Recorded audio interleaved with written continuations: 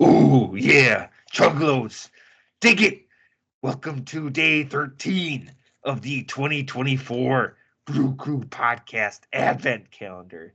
And today, which is definitely a different day than the previous day, we will be drinking the Veil Lock, which is a West Coast IPA, 6.5%. Ooh, yeah. Dig it. Locked and loaded, locked and loaded. Chuggalo Mikey, say hello to the people. Hello, Chuggalos. Welcome to another episode, and we are on day number 13. This has been an awesome Advent calendar so far, and we are over the hump. So we are over halfway through the calendar. So that's good and bad. We're excited, and I'm also kind of sad. It's coming. We're going down the downslope, but it's been a great 12 days, save one. Otherwise, good choices by the Barrel House, and we're ready to rock and roll. And I don't know what this guy's doing over here, but apparently he's got a belt, and he's going from the top rope, which we haven't heard today. So. Off the top rope. It's a beautiful circumstance when you can drink one beer an hour, and then full disclosure, it's literally 12:04 officially. You can't give away our secrets. So we're able to make. I changed. And I wear my bandana. Look at it. I got this is a new episode, a new day. New day, new episode. And I'm not going to get too much into the canner boner segment because that's not my gimmick, but I like it. It's got a safe lock on it, like a padlock. That's cool. But is it have you ever had to teach your children how to turn one of those locks? Left, right, left, no, wait until you do. They're Is it all Bluetooth now? They're quite young. They don't have lockers. They have backpacks. It's great. They still have them in the high school. So this can is primed. So again, Veil Lock mine too. Veil Lock IPA 6.5%. So you ready? Let's do it. 3, 2, 1. A little bit better than yesterday's crack. I don't know. I think we nailed it. Very similar nose. It's a little bit more head. So just so you know, the one we drank on day 12 was only Citra hops, right? Yeah. And this one says it's Citra Centennial Simcoe. So we got 2 extra hops in here today. This much less hazy. We got a bunch more head. I know Phil has told us why the head is there, and I've already forgotten. But maybe Maybe because you wanted of the carbonation in the bottle versus not, natural. Yeah, describe as Phil would that head and what it means to you. It looks more thick and bubbly. So much less than the tight and creamy one that we had a couple days ago. Yeah, it wasn't tight, creamy, and but while we ruminate on this beer, let's go learn a little bit more from the Veil. So you can find out more at theveilbrewing.com. We are. Have you ever heard of the Veil? I've had the Veil before. From Virginia. Virginia. Yeah. It's a long ways away from me, not from you. No, not from me. This is an interesting website. So the Veil, and it just takes beer and merch. We're going to continue the main site. Do you know anything about the Veil? Is that like an Illuminati thing? I don't. I'm hoping to learn more. All right. Check it out. Events, store, private events, contact, blog, nothing. It's all about events. It's always kind of disappointing when you can't find cool tidbits on their website.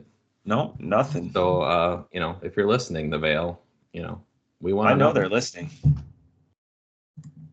I know they're listening. No, I like the graphics cool, but if that's all you got, they've got a blog still. What are you doing with your life?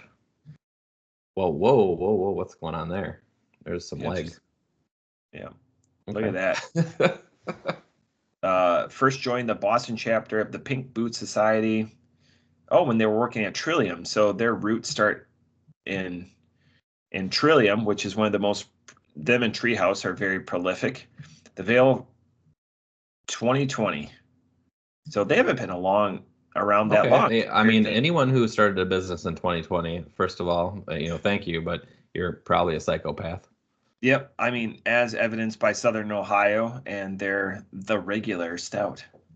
We go to this one place when we go to the middle of Illinois.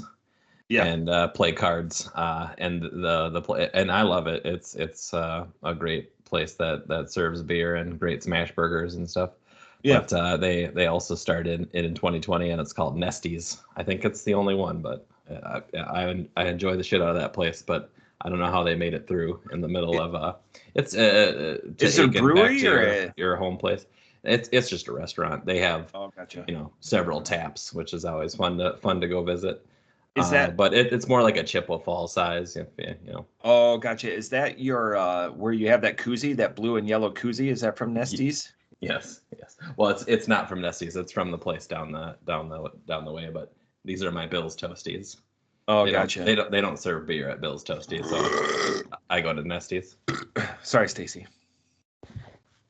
So again, just learn more about. There's a lot here. Pink Boot Society. It's pretty cool. Look at it. I'm guessing that's the brewmaster. All right. So we've learned. See, they probably took that picture in 2020. Look at them all. They probably did. So we learned a little bit about the gimmick there. This is, man, I'm going to be a surprise on this beer. All right. For all the Chuggalos that I'm excited to hear it. Followed us. Like, I mean, you enjoy a West Coast style IPA, and here we are with a West Coast style IPA. And this one has the flavors of orange fruit cup, and I know you love orange, and juicy juice, which is wild to say. Let me. That's the one where you have to open it with the John Wayne key. Like juice. Yeah, I'm pretty sure that's the shtick. So we'll go over here and check this out.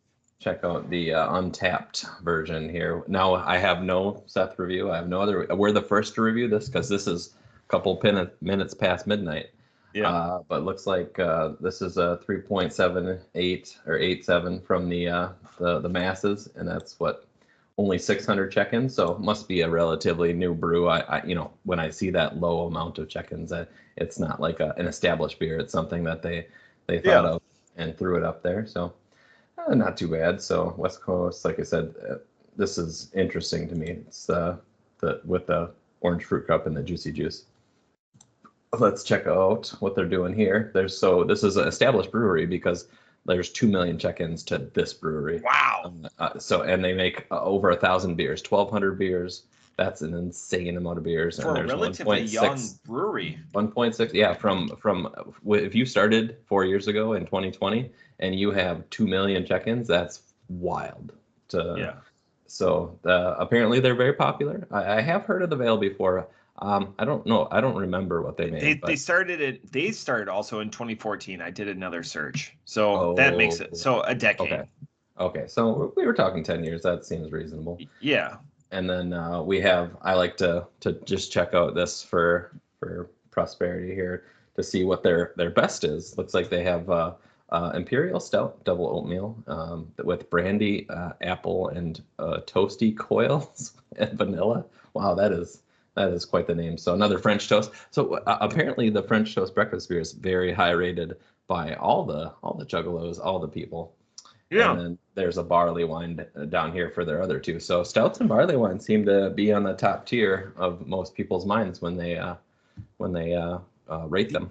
The interesting thing too with that, Mikey, is look at the number of ratings. They're in the hundreds, where the beer that we just reviewed yesterday, they were in the tens. Right. When you get a low denominator like that, you can up the score pretty quick if you get a lot of 5.0s. But once you talk to ratings of the 100 and you get a 4.7, those that's got to be A+. I think they should market that and widely distribute that kind of stuff. Yeah, for sure. Yeah, I mean, especially that barley wine. I'm interested. Color me interested. Yeah, we like the barley wines here at the Brew Crew podcast. So if you like your barley wine, stay tuned. We got more coming. Monday's going to be the barley swine. I'm excited for that Monday. So this is 24 days of beer that we're talking. We get a lot of excitement around this time in December. Usually it's just Matt and JT every Monday, but all of December for 24 days. There's a bunch of us going wild, and we got day number 16 as a barley wine. This beer, I usually leave the household chemicals and the outliers. I get a lot of copper on this beer. I don't know why. Copper. Wow, are you sucking on pennies as a kid or what? It's it tastes probably tastes like the battery I just took out of my wife's car. It looked corrosion. Corrosion. It looked green. Yeah, the corrosion. This beer has the same nose as its predecessor, so hazy versus West Coast, and that's still on my nose memory. Yep. We have some Prison City that's fresh in our mind. That was it said it was a pale ale, but it was really hazy. Is it a lot more clear, Mikey? It is. It is. Yeah, I poured it out. So I mean, this on the camera, this looks kind of hazy, but it is very clear compared to the last one. So it's a good or reasonable, at least in appearance, of a West Coast. Man, I think I appreciate the beer yesterday more. I really do. Like, there's something amiss with this. You were a little bit higher rating on me from yesterday. Not much, but yeah. So a 3.75. I'm going to be lower on this beer. Off the top rope, I'm coming in at a 3.5 on this beer. This is. I appreciate that you always write that down before anyone else. Not that we had anyone to go off of, but I already had my rating in my mind, so you'll just have to believe me. Yeah. So I just right there, like it's like this. So we went from a Citra beer to another Citra beer.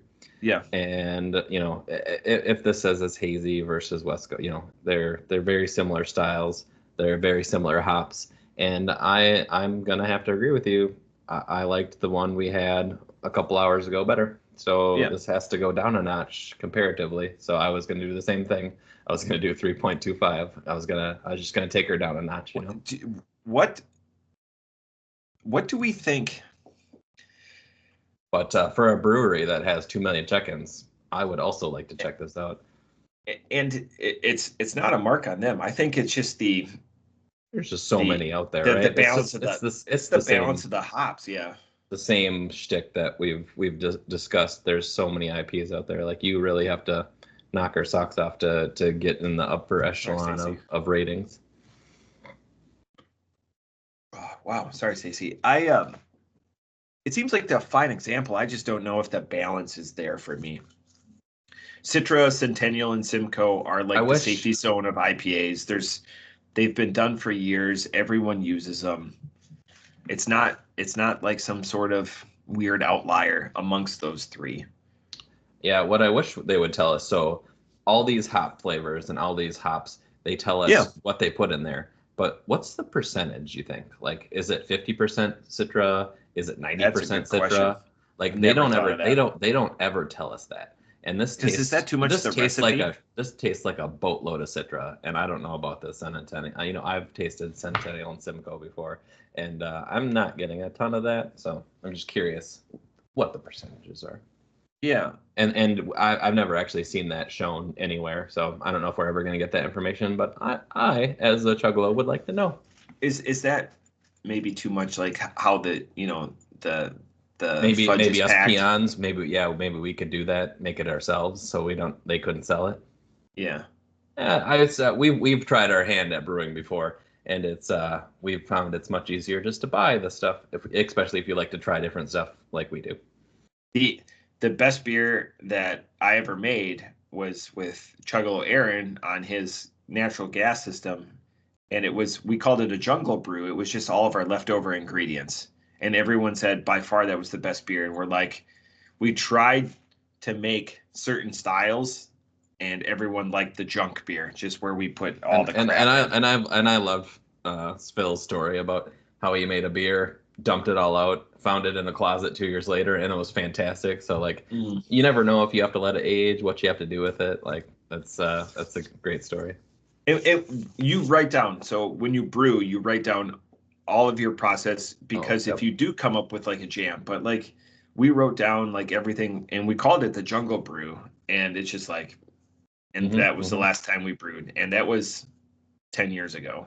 And we did something similar 10 years ago with just With like Mr. Beer? a simple simpleton Mr. Beer thing. And we With tried extract. different it was bottle conditioning. So we tried different things to condition it. So we tried sugar and we tried, some extract and things like that. But it was fun, but some of those bottles blew up. They over carbonated, if you will. So it's definitely an experiment. It's a lot extract of versus work. like wet or dry hop. Yeah, a lot of work goes into it, and I think it's more fun just to buy it and try different stuff.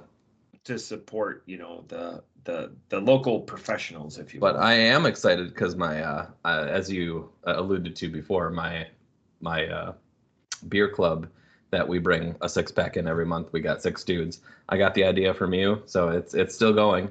Longest going one. I think we're on year number 6 now. One of my guys, he brews his own beer, so he said he was brewing a thing, and his kid ran to his room at midnight and said, "Hey, the bottles are exploding," so he had to go down there. But he was supposed to bring that this month, and he ended up going to Canada for a concert. So he brought us back some Canadian beer, which is gross. Don't bother trying that. I checked it in. Labatt's. Yeah, it wasn't Labatt's, but it kind of tasted like it. Moosehead. It was lug nuts or something. Yeah, you can go check it out on my Untapped. Yeah, this is now it's going to be, 24, 36 hours, just under 36 hours till we break into what we're day number 14 is going to be an awesome episode. What we're picking as the, we picked that beer specifically for the carriage house. Yeah, do you have a special? I'm pumped for that. But what was super funny is that we could have tried it last month because our buddy Chuggalo Ryan brought it up to our cabin. Yeah, but he put it back in the box because he knew we were going to have it this next month. So tomorrow is going to be a banger. And I'm going to watch that full episode. I guarantee it, because that's going to be a hoot. Everyone in the carriage house. That we have 3 beers. Like this aside, this is the Veil. Thank you. The next 3 episodes are going to make or break this advent calendar. It's been strong so far, but we've got that Goose Island, that 2019, and there's some drama with Goose Island with pasteurization and not bottle conditioning that Seth brought up, and JT's researching and stuff like that. I've heard that. They pasteurize their beers now, so there's nothing that happens in the bottle. What was that 5 years ago, or when did that start? 2017. Okay, interesting. So essentially, what they said is it doesn't change in the bottle if you pasteurize it after the fact. Correct. And JT's challenging that or looking into it. He's skeptical. Okay. Well, if you let those sit, I think they still get smoother regardless. But yeah, we will find out tomorrow. Yeah, you got to think that the flavors blend together, marry each other. Okay, so we got the Goose Island. The Sunday, the gap beer between the two is Anchorage, which there's a gap. Just puts out fantastic beers, but it's a Kolsch. So you have one of the OG premier. They have a shelf at Barrel House that they just have banger. Yeah, we love the Anchorage shelf. We love the Anchorage shelf. But yeah, the Anchorage shelf at Barrel House is fantastic. So you have like A+ brewery, and then you have like, C style. So how does that mesh? Right.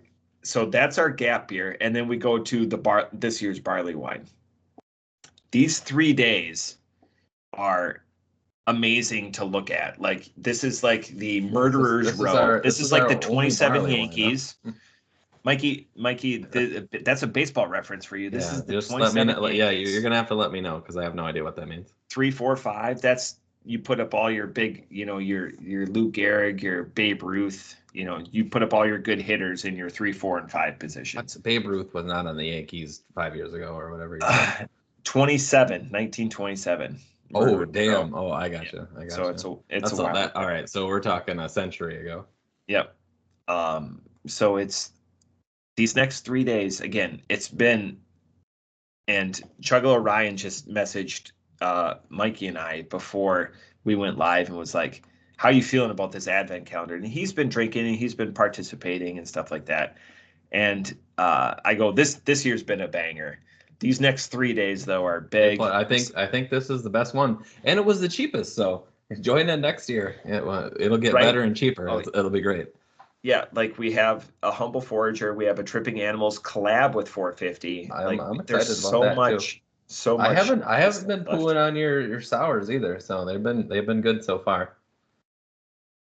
Yeah, they haven't been like what you don't like the old school, you like the new school type sours or whatever. So I'll hand it to you. It's not all sours. Like you're particular about yours, so yeah, we'll see what this dank house has to bring up. We got 2 more sours left, so yeah. hopefully the finish is good.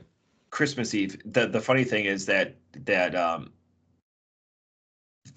beer that I want to do with my dad is a double IPA, and he's just gonna hate it. He's gonna spit that right out. I wish it was like a lager or something like that. Like we get strong like style. He is serious. We did the list. Phil had it. It's locked in stone, but we could probably tweak those things along the way. We just gotta let everyone know. But we kind of went off we gave our score. It's probably the lowest West Coast. It's not as good as the Party Tricks to me. I enjoyed the shit out of that Party Tricks. Like that Party Tricks was a very approachable. Yeah, I didn't understand how well received AleSmith was. So AleSmith, that was that California brewery, and that was a delightful episode by Phil. Go back and watch that one because he's from the area or lived in the area of San Diego. So he had a bunch of cool tidbits. So go back and watch that one.